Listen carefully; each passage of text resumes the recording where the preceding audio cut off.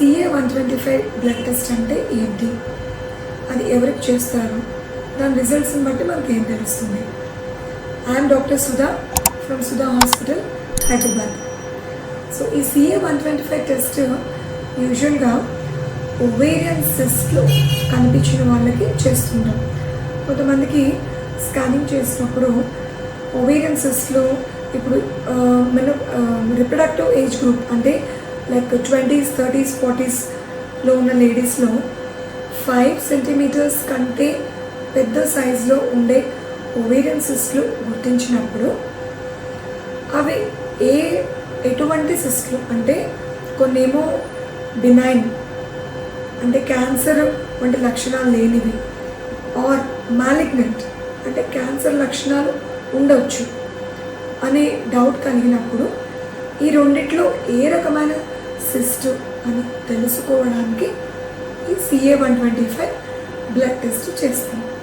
So ఈ రిపోర్ట్లో ఏం తెలుస్తుంది, 35 కంటే తక్కువ ఉంటే కనుక ఇది నార్మల్ కింద గుర్తించి ఆమెకి ఉన్న ఒవేరియన్ సిస్ట్ మోస్ట్లీ అది బినైన్ అంటే అంత హార్మ్ఫుల్ కాదు అని గుర్తించి దాన్ని బట్టి ట్రీట్మెంట్కి ప్రొసీడ్ అవుతాం.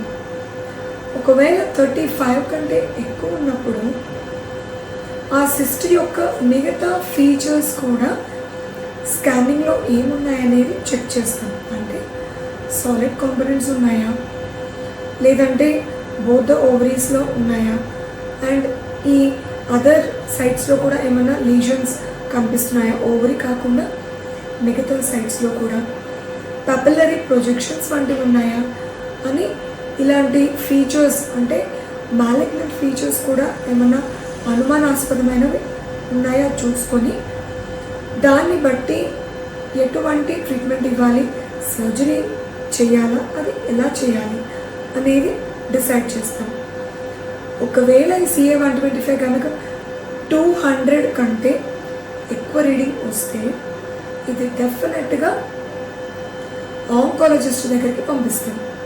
అంటే క్యాన్సర్ రిలేటెడ్ ట్రీట్మెంట్స్ ఇచ్చే డాక్టర్ దగ్గర పంపిస్తే వాళ్ళు ఆ కేసుని ఇది క్యాన్సర్కి వెళ్ళే ఛాన్సెస్ ఎక్కువ ఉన్నాయా, దీనికి ఎటువంటి ట్రీట్మెంట్ ఇవ్వాలి, సర్జికల్లా లేదా ఏమైనా కీమోథెరపీ వంటిది ఇవ్వాలా, ఇటువంటివి డిసైడ్ చేస్తారు.